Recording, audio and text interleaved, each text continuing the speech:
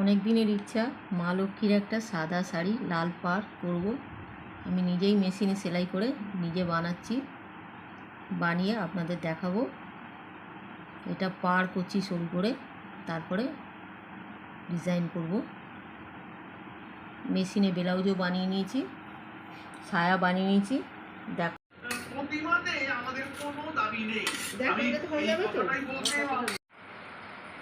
দেখুন মা লক্ষ্মীর শাড়িটা কীরকম হচ্ছে।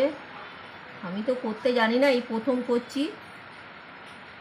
সব তো এমনি কালার শাড়ি পরাই, খুব ইচ্ছে ছিল একটা সাদা শাড়ি পরাবো। এবার সাদা শাড়িটা নিজে হাতে এঁকে পরাবো, সেটা নিজে নিজে করছি। এটা মোটামুটি, আমি তো অত শিল্পী নয়, মোটামুটি করছি।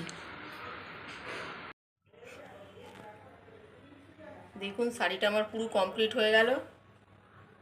মা লক্ষ্মীর শাড়ি করতে জানি না, তবুও করেছি। এদিকটা আঁচল করেছি, এটা বডি।